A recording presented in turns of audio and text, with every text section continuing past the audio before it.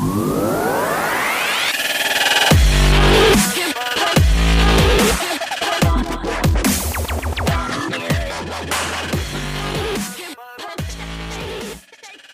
to the Unlock Wellness Podcast. I'm Dr. Casey, and today's guest is Caleb Campbell. Caleb has a really awesome story to share. He played college football at West Point and achieved his childhood dream of being selected in the 2008 NFL Draft. Signing day is usually the happiest day of an athlete's life, but for Caleb, signing day took a turn that he really wasn't expecting. And it hasn't been an easy journey for him, but he's learning more and more each day and using that to help others with their journeys as well. Caleb has shared a speaking stage with people like Tim Tebow, and is just a really just kind-hearted, genuine person. So I'm excited for him to get to share his story. But thank you so much, Caleb, for coming on the podcast. I really appreciate it. Thanks for having me, Casey. I appreciate it. Yeah, but let's just jump in and talk about your background a little bit. Sure. I mean, you grew up on a farm, right, in Texas?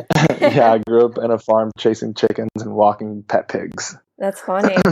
That's funny. So what led you to want to go play at West Point? I mean, you were an athlete growing up. Did you just want to serve and play, or what kind of led you there?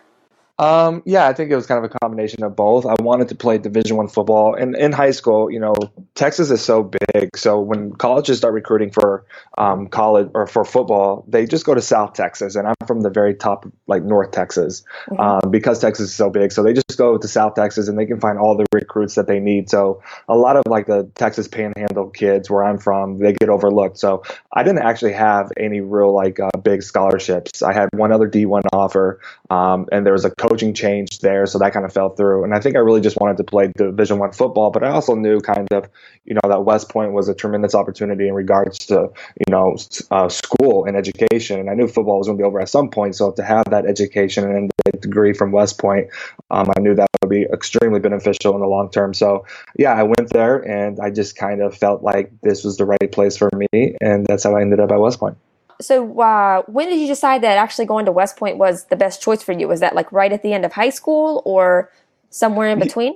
Yeah, I actually committed to West Point my senior year of high school. So I went up there, did like the whole official visit thing that kind of every high school recruit does for any college. And then I realized that, this was a very unique place and a great opportunity, short term in regards to playing Division I football, and also long term in regards to the education that I would receive. So, I thought it was just the best place for me. I think, as a child, I was always aware that, I wanted to be part of something bigger than myself.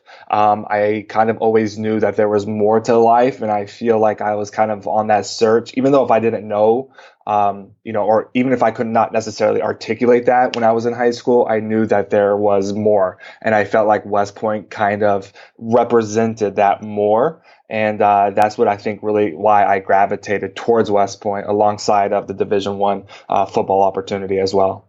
Yeah, that's awesome. So what was your experience like at West Point? I'm sure it's like just a whole question. In a nutshell.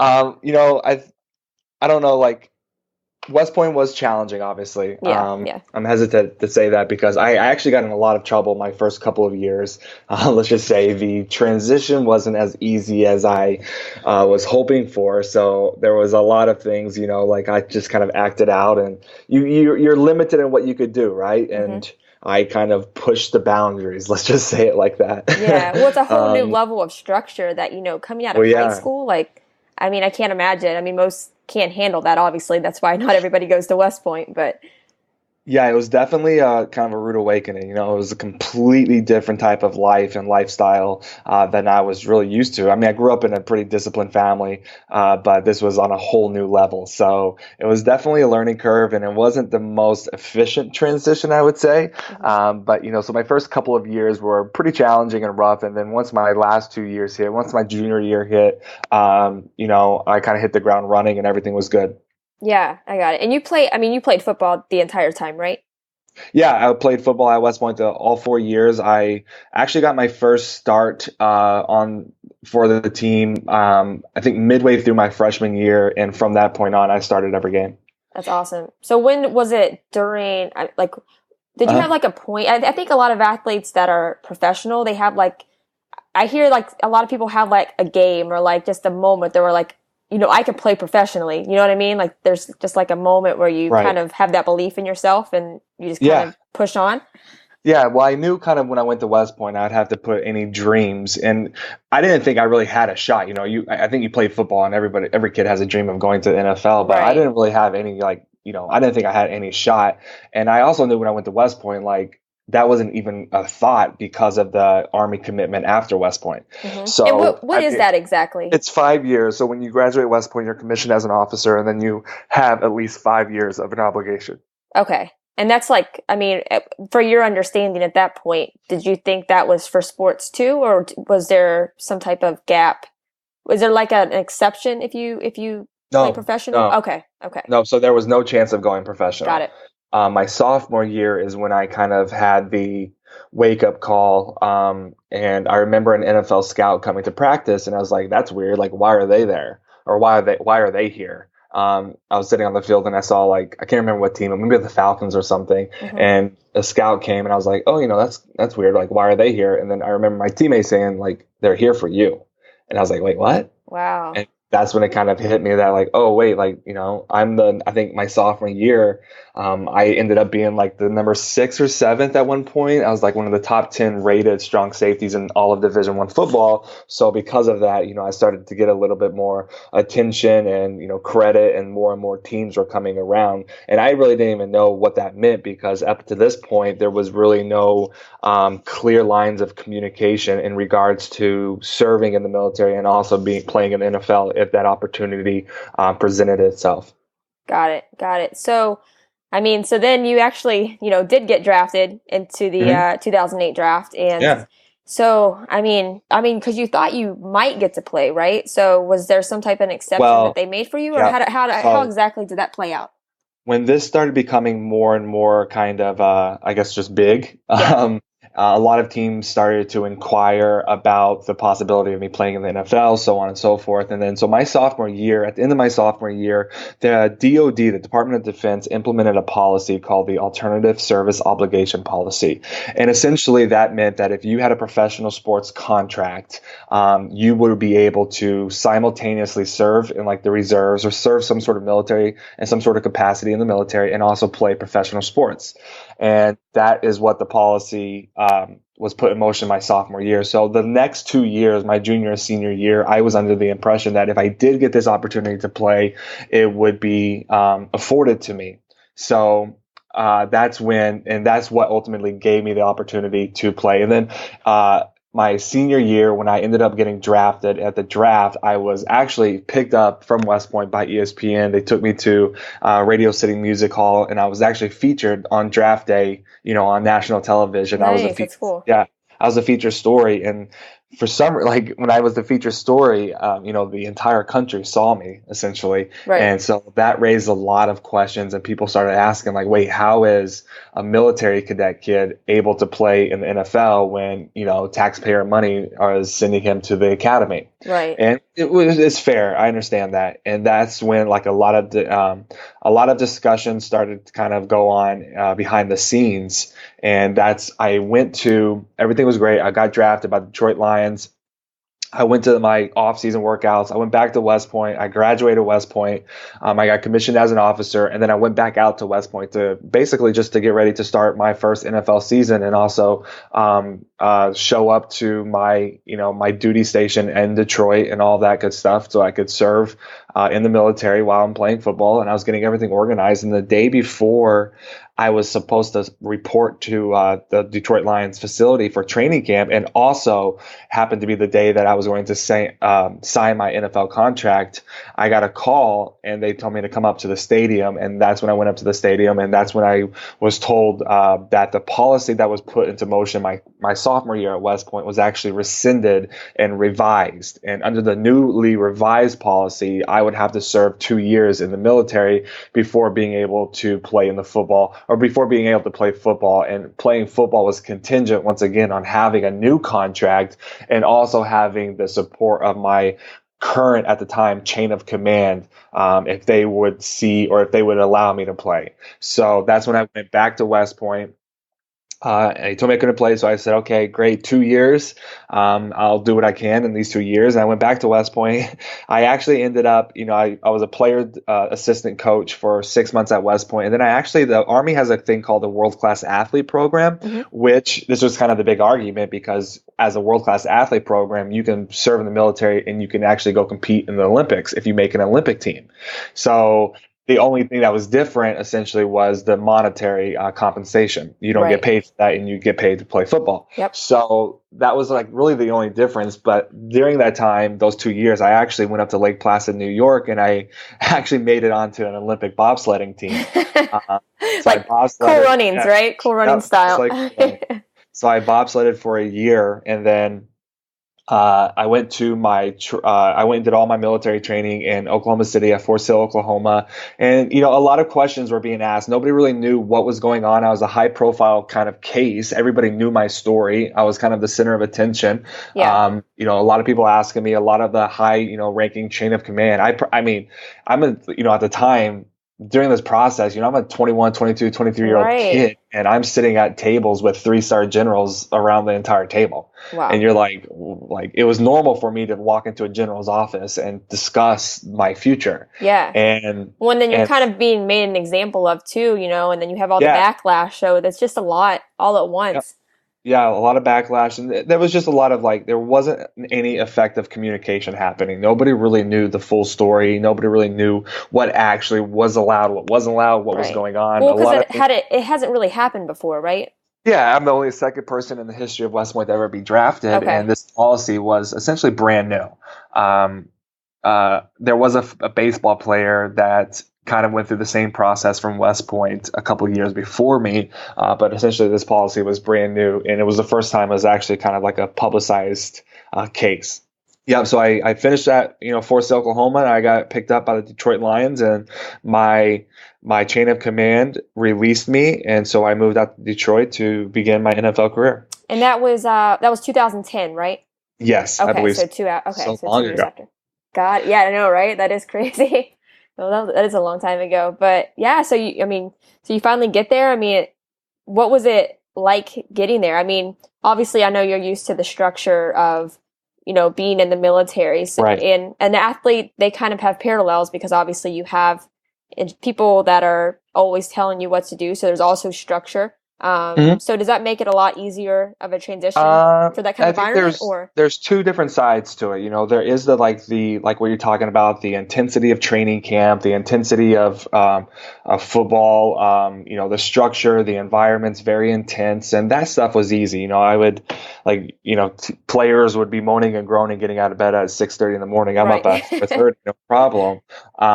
And so that part of the side was easy, but the mental side of training camp, I wasn't necessarily prepared for. I walked into training camp bigger, faster, and stronger than I've ever been my entire life. So I was in physically great shape, and I was, I could handle and I would match up well with any other player on the field. But where I wasn't necessarily matured in was my mindset, handling the emotionalism or the emotional tension that I experienced. I wasn't necessarily equipped for that actually.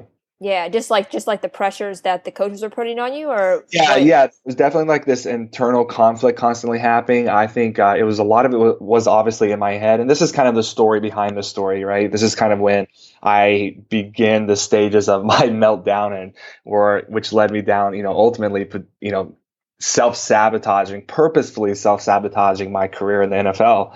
But this was kind of when I started to realize that, okay, like a lot of people are watching me, and I, deep down, I didn't want to be I didn't want to not make it because I was so afraid of basically the rejection. Knowing that a lot of people, were watching me, I put a lot of pressure on myself, and that pressure ultimately kind of paralyzed me. And, I think during the season, I never actually believed in myself, right? I never believed that I had what it took. A part that I left out is whenever, 2 years earlier, when I first got told that I couldn't play in the NFL, like I was ecstatic, Casey. Like people are always kind of like, huh? Like I was doing cartwheels in my my hotel room when they told me I Just like a couldn't weight play. off? Just, Yeah, it was a weight yeah. off because I knew I wasn't going to make it. And whenever that happened, I basically got a get out of jail free card because I wasn't going to be exposed as a person that didn't have what it takes to make it in the NFL. And that was awesome for me because I was so afraid of being exposed as this guy who couldn't cut it, who that didn't have what it takes when the entire world was watching him and most of the world was rooting for him. Hmm. And I didn't want to face that disappointment and come and confront that reality that I actually don't have what it takes. So when they told me I couldn't play, I was just like, oh man, like I get to be, I don't have to be exposed as the fraud, or I don't have to be exposed as that person. So this is awesome. And then I told myself I'd take those 2 years and I'd do what was necessary to fix that issue, because I knew it was going to be an issue in the future. And that's why I actually, trained harder than I've ever trained in my life. And I, like I said, was bigger, faster, and stronger. And I thought I handled everything that needed to be handled internally speaking. And when I made it back to Detroit and 2 years later, and the first time I stepped on the field, I realized that fear and that intense pressure that I thought I dealt with, it hit me like a ton of bricks. Yeah. Well, everybody has like a story that they tell themselves of, who Yeah, they are. Like I'm shy or I'm outgoing or right. I'm scared of things. Everybody has that. So, but the thing is, those stories can be changed. I mean, you just have to the first thing is just being Sure. aware of what Yeah, is happening. And, with you, you're obviously a lot more aware of it now. That's why you can deal with it. But it's crazy to see how that can just build up, and, exactly. especially on the stage that you were on. Yeah. And I think that kind of, I didn't have any self-awareness at this time. Yeah. I mean, I, you're still so young yeah, though. I definitely didn't have, I just felt all this emotional conflict and turmoil, and I just didn't know why I was feeling it. I just knew that what I was feeling was really real. And so I did, ultimately, I tried in the NFL, I tried to be good enough to stay on the practice squad and not be good enough to actually play on Sundays, because I could do practice squad. Like I was the best practice squad player out there, because essentially you just read a card and Yeah. you do exactly what you're told. And that was my life. Just tell me what to do and I'll do it better than anybody else. And I walked that line of trying to be good enough and not being good enough to actually play. And because I didn't want to play, because I felt like if I played, there was that fear, that risk I was taking of being exposed again. And at the time, football really was the only thing that I had. It was my lifeline. It was the only thing I've ever known in my life. I didn't have any other skill sets or passions or desires or, understanding the direction that I really wanted to take my life after the game. And Right. that was paralyzing. That hit me like a ton of bricks, and it was paralyzing. And I did everything I could to basically keep my position and live in that comfortableness of being good enough to stay on the team but not being good enough to play on Sundays. But over time, we were made to grow, we were made to evolve, we were made to progress in life. It's like what we were created to do. So I realized that I couldn't keep living this way. Like I was literally living a lie, and I couldn't keep living this way. And it was just wreaking havoc on my life in terms of depression and what I had to do to alleviate that depression and the anxiety and the fear. It was definitely destroying my life. And I kind of had this glimpse into my future, really understanding like, oh wow, if I don't change something and change something soon, like this is not going to be pretty. Right. And so that's when I started to sabotage my career, because I didn't have the courage to quit. I didn't have the courage to face my pain or face my problems and, actually deal with this head on while I was living or while I was playing in the NFL. That's like, getting dropped in a combat zone and your magazine and your rifle gets jammed, bullets are flying, but you can't unjam your magazine. So that's what it kind of felt like. And so I started sabotaging my career, and I needed somebody to come tell me that you're done. And Yeah. that's exactly what happened. They told me that I was done, and I was like, okay, great. I have no idea what I'm going to do in my life, but I felt like this was the first step to progressing. Yeah. And what year was that you were like officially done? I think it was 2013 Okay, got it. or 12, one of those years. So there was a lot of relief then, obviously, after A the lot of fact. relief, but then that presented its own presented its own new set of Like problems, a what because now kind of yeah, thing. like literally a what now. And I thought, because of my story, and everybody still at this point was talking about my story and how well I handled everything, and I played that part very well. I was thinking, maybe I can start public speaking or so on and so forth. And Hmm.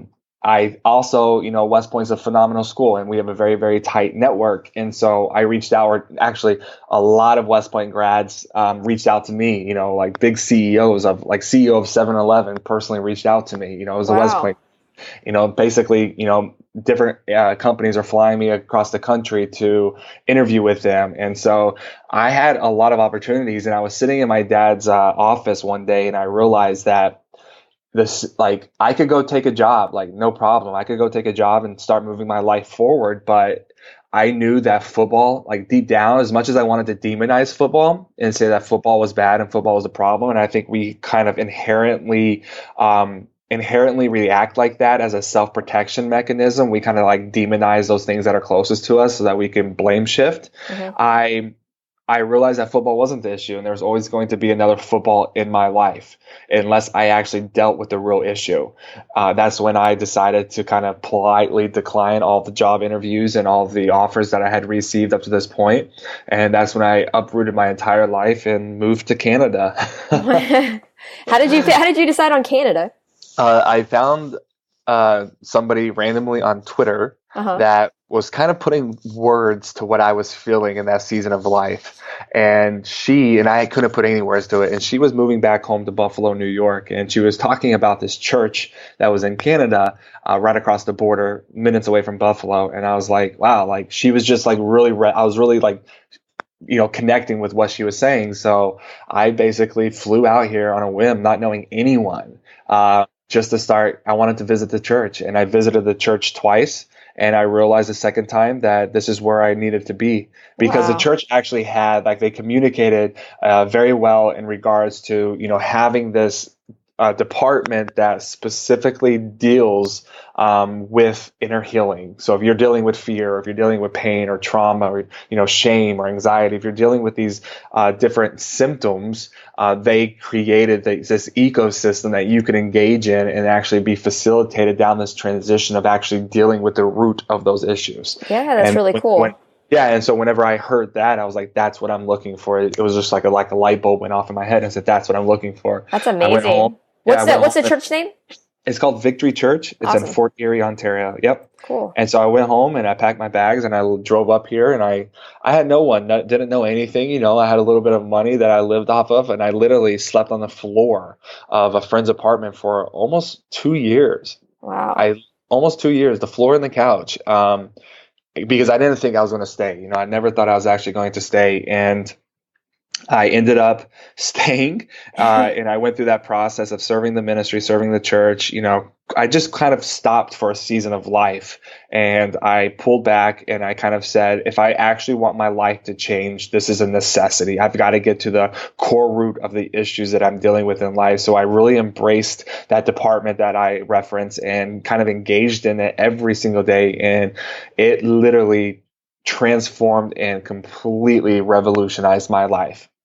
That's so awesome. It's just I just when you hear stories like that are just the way that your path goes, like you just randomly saw something on Twitter and like that just led you to I know, Canada, right? and I mean that's obviously a big move from your family in Texas to Buffalo and Ontario. That's Right. that's that's awesome. And then you're still in Buffalo now, right? Yeah, I'm still in Buffalo. A buddy of mine who actually goes to church as well. He started a marketing agency and asked me to come along and kind of started with him. So we've been doing that for about 3 years now. Cool. And what's the main type of work that you're doing with the media company? We do all print and mainly digital marketing. So website, corporate branding, social media marketing, things like that. That's cool. That's cool. Yeah, it's a lot of fun. Yeah, so what are you up to right now? Like I know that you're doing a lot of mentoring and you're making a lot of Yep. videos that, and any of the videos and the sites that we talk about, I'll put in the show notes. That way people can go and Oh, cool. check out what you're doing. Yeah. And but yeah, if you just want to go into like what you're doing right now and Yeah. When I came out of this last season of really purposefully pursuing and, growth in my life, I intentionally pursued growth in my life. When I came out of this season, 4 years later, and it's not that I'm done growing by any means, but I felt like I had like a really strong grip on my life now. I've started to find a little bit of direction to my life, and I was able to kind of, I had to reinvent myself essentially. Mhm. And through that process, I found new desires and so on and so forth. And that's when I just recently, I'm getting ready to launch a new blog called Why I Stopped.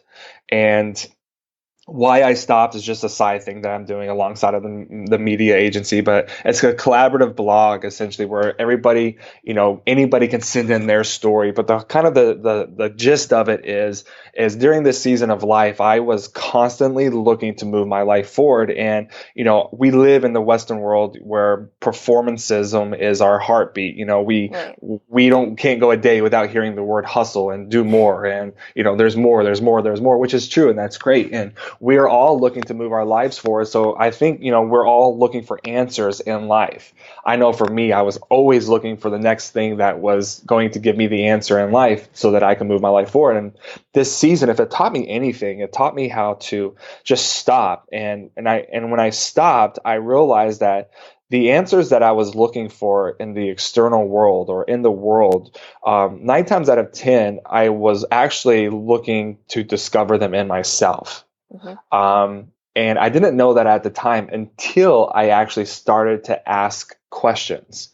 And once I started to ask questions and, started to examine the driving forces behind my life and the motives behind my life, like why is success so important to me? I've never been able to answer that. Or, what happens if I don't succeed? Like, what does that say about me now? If I don't succeed, like, what does that mean?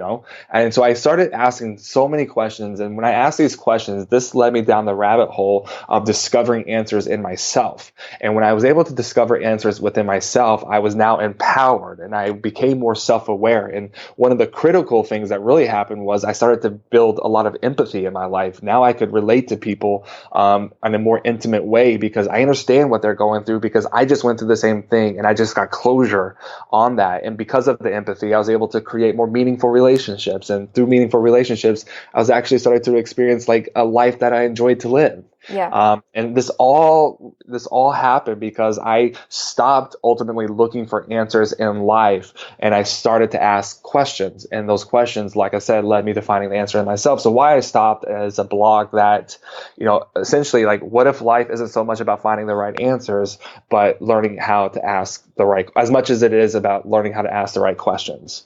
And so people all over, it's kind of cool because people stop in a season of life. And when they stop in that season of life, they found the answers in themselves. So I've had people, write in like why I stopped binge eating, why I stopped hating my father, why I stopped working on a super yacht.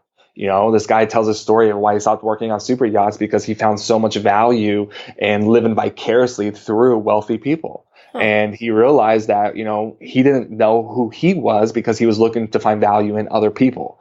And Right. so he went on this self-discovery. He stopped working and he went on this self-discovery process and he found what he was looking for by asking the right questions. So, people wrote, why I stopped chasing my dream, why I stopped, abusing myself, why I stopped taking pain meds, why I Mm-hmm. stopped. It's no short of subject. So Right. people, it's kind of cool. People are getting the hang of it. They're understanding it and they're sending in their stories. So I'm That's pretty thrilled cool. And about that. that's live now, right? Your blog? There's not actually live yet. Okay. I'm Okay. being The way too site, the pleased actual with site though, right? the site is up. Yeah.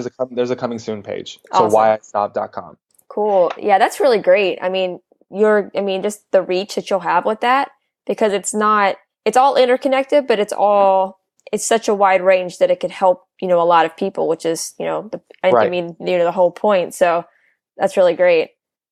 Yeah, so I'm excited about that. And then alongside of that, I'm just kind of slowly building up my personal brand in hopes that I could begin to do a little bit more public speaking. I kind of want my public speaking to work directly in conjunction with Why I Stopped. I think the goal would be, to get into incoming freshmen auditoriums and talk to these incoming freshmen that are kind of still in that season of life where they're trying to understand or discover and decide the direction that they want to take their life. And if we can just get them early enough and, start facilitating that process of teaching them how to ask the right questions, I think it would, reduce a lot of long-term frustration and trying, that comes with changing your major 18 times. Right. Right. I mean, it's hard, like most people don't figure out what they want to do in college, but you're looking at different places and you're looking for the next big fix, which, I Right. know, and it's, there's not enough internal work like you were saying. So Right, yeah, 100%. yeah. So I think what you're doing is amazing. Thank you. Yeah, and I really hope that your public speaking just takes off, and you're able to get in contact with the right people. I mean, I love the work that you're doing. So Thank you so much. yeah, and Caleb's putting out some really awesome videos, and a lot of insight, and a lot of just talking with people and helping them, and just talking about his journey, and they're really amazing. So do you want to talk about ways people can follow you on social media, and then also the website for your blog? And if anybody wants to reach out to you for public speaking, what would be the best way to do that? Yeah, I'm pretty active on Instagram, so that's just Caleb_Campbell is my Instagram handle. And then I've got my personal blog, which I blog at, and I haven't blogged in a long time because I'm kind of starting this whole vlogging thing, trying to get the hang of that. So, Yeah, but you're there doing is, great. thank you, there is IamCalebCampbell.com. And you can actually reach me through the contact form there, or, there is whyistop.com, and people reach me through the contact form on that coming soon page as well. Perfect. Awesome. Well, I'm excited to watch your journey through the videos and through your site, and I really hope the best for you. You're doing some amazing work, Caleb. Thank you so much. I really, really appreciate that. No problem. But thank you so much for coming on. Thank you for having me.